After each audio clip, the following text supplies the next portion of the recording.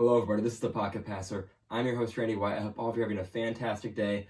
I know I am. It was an excellent week of football once again. Week 4 coming and going.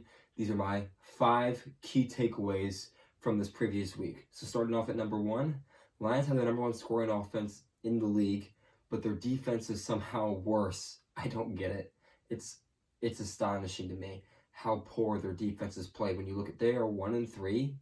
And they've scored 35 points in week 1, 36 in week 2, that was their win, 24 in week 3, and then 45 this week. They scored 45 points and they lost 45-48 to the Seattle Seahawks because they could not stop the run, they could not stop the pass. Side note, Geno Smith, having started off with the second highest completion percentage in NFL history through the first 4 weeks of a season, only behind Tom Brady at 79%. I believe that was the Randy Moss year, or Randy Moss's first year when Tom Brady threw 50 touchdown passes. That's what I would assume that year was from. Little ESPN stat for you. It's just disastrous. The Lions are going to win a very small amount of games despite their impressive offense. And this is, by the way, they scored 45 points without Amon-Ra St. Brown, without DJ Chark, and without DeAndre Swift, the starting running back, and their top 2 receivers. Didn't matter. Jared Goff played good, with the exception of... Actually, hang on. Yeah, 1 pick, I figured. But Jared Goff had a good game, 4 touchdown passes. And the Lions defense simply could not stop the Seattle Seahawks offense, which has not been as horrible as expected, but it's certainly not some premier offense. Sure, they've got weapons on the outside, but this is still a very limited offensive personnel group that they have over there in Seattle outside of their top 2 receivers. But Detroit made it look like Joe Montana and the 49ers with Jerry Rice. That's what it looked like out there, because you can't get off the field. The Lions defense has to figure out what they're doing in order to win games, because the offense is getting the job done week in and week out. They're the number 1 scoring offense in the league. Their defense has just been abysmal, and they're going to keep losing until they figure it out. Number 2, Packers are Super Bowl contenders if their rookies learn to catch. If the Packers' rookie wide receivers can start catching the football consistently, they are very, very dangerous. Both of their rookie receivers are very athletic. They're dangerous with the ball in their hands, but they need to get the ball in their hands. That's the issue. Romeo Doubs had a walk-off touchdown, basically go-ahead touchdown, not walk-off, but go-ahead touchdown in his hands with about 2 minutes left in the game. On 3rd and 8, Rodgers threw a beautiful pass down the right sideline, and he just couldn't keep it in control. Couldn't keep it under control through the catch. He hit the ground in the end zone, and the ball popped loose, hit the ground. It was an incomplete pass, and it forced overtime. Thankfully, Aaron Rodgers was able to lead like a 90-yard drive in overtime, and they were able to hit the field goal to win the game and improve to 3-1. That would have been a very, very ugly loss had they not been able to top the Patriots. Bailey Zapp played well. Yeah, that was an impressive rookie debut. I believe he was 10 out of 15. Very productive, led some scoring drives offensively, kind of shook things up, changed up the Packers' defensive game plan, or went against what the Packers' defensive game plan would have been. Brian Hoyer, a pocket passer, not very mobile. It's, of course, what the Packers would have game planned for, and the pass rush got after Hoyer. But knocking Hoyer out of the game, Zapp was able to escape the pocket and make some plays outside the pocket to extend drives, and the running game got rolling as well. Ramondre Stevenson had a solid game, and Packers just struggled to make plays, but their receivers were in position to make plays and didn't make them. That's been kind of the theme so far as the season has started. I think once these young receivers start to get more settled into the offense, become more comfortable with what they're doing, and kind of get to think about other things, have other things on their mind besides just really hyper focusing on every minute detail and make sure they get those little kind of subtle details and routes. Once they kind of start getting more used to that and working with Aaron Rodgers, I think we're going to see significant improvement. I think we already have seen significant improvement out of that receiving core. I think it's going to continue to grow. I think if it does continue to grow like I think it will, they're going to be Super Bowl contenders. That's my big takeaway from Green Bay is they have plays there to be made, and they're not being made, and they're still winning football games. It's a long season ahead. They got time to figure it out. If they do, they are deadly. 3, the Jacksonville Jaguars are a good football team. I was wrong. I thought the Jaguars were going to be, once again, abysmal. I didn't feel like they had significantly improved their roster enough to be dangerous, but they have shown they are, in fact, a very dangerous football team. They jumped out to the early lead over Philadelphia. Philadelphia is a better football team with a better quarterback.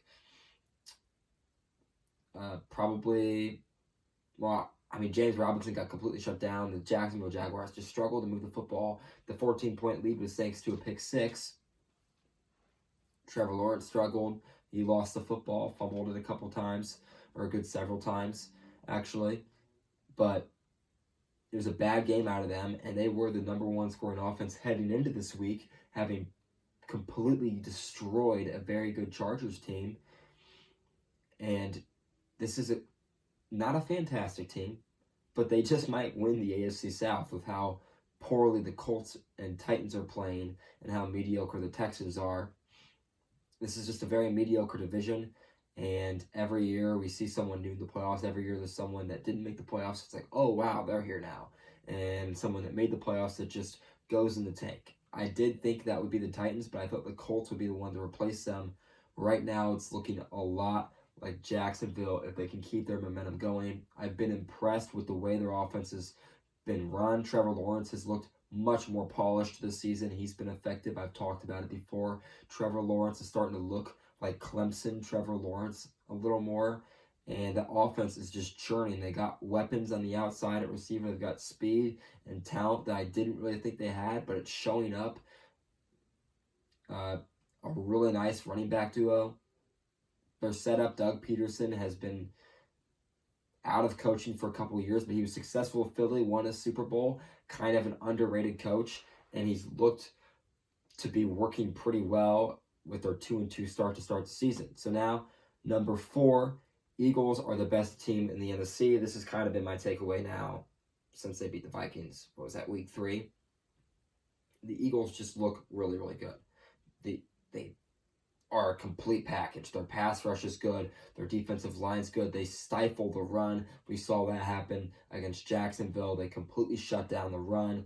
Jalen Hurts is seeing the field, making excellent reads. He's been significantly better at not just taking what the defense gives him in checkdowns and the RPOs that the Eagles love to run to force the defense into tight spots, but now when the defense takes it away, he can throw the ball downfield. I talked about this last week as well. Jalen Hurts is becoming a complete passer to go along with his exceptional running ability, and if they can keep this going, like I said last week, the Eagles are going to keep winning football games, and they just might represent the NFC in the Super Bowl. It's too early to make that claim confidently right now, but if they can just keep rolling, we've seen teams have the wheels come off mid-season, so I'm not ready to jump on that horse just yet, but they're the only undefeated team in the NFL right now, and they look very, very good to start the year. And finally, number 5, AFC West is not as good as we thought. The Broncos and Raiders just played this week, and those are 2 very mediocre teams. The Broncos can't stop turning the ball over, and they can't get in the end zone. It's been just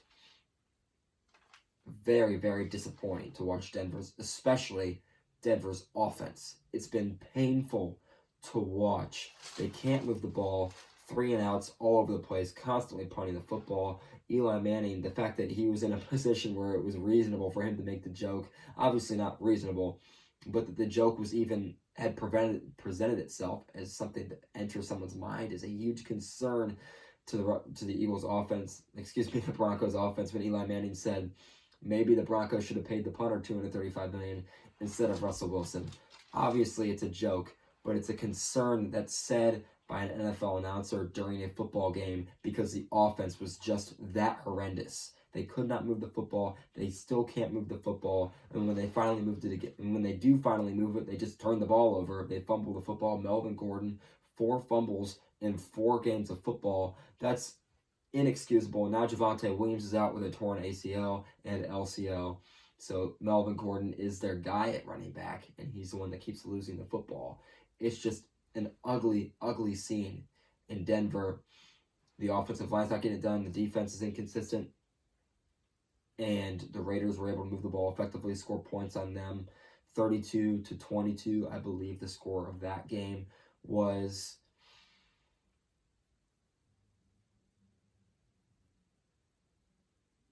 Yeah, 32-23, excuse me. So 9-point game.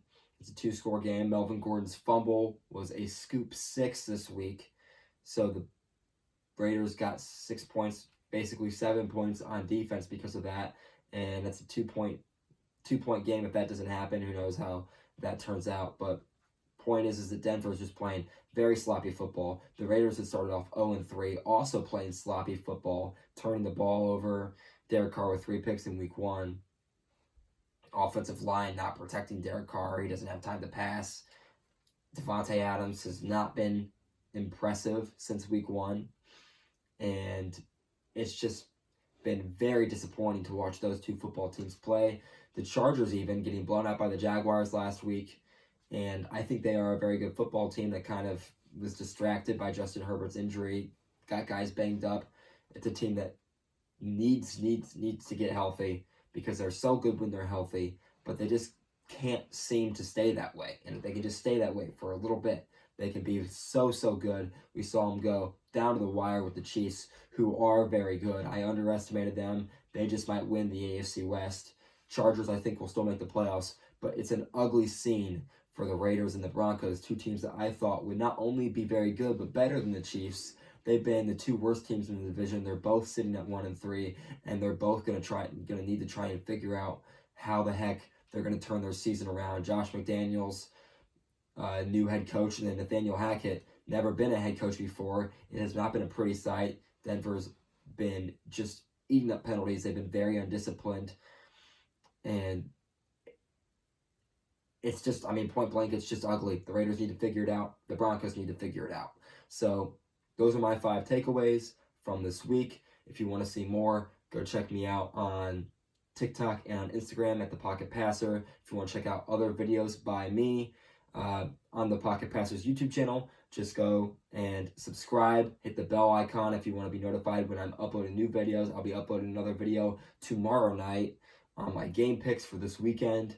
I'll be trying to get more videos up on TikTok, more posts on Instagram. Thank you all so much for watching. I'll see you in the next video.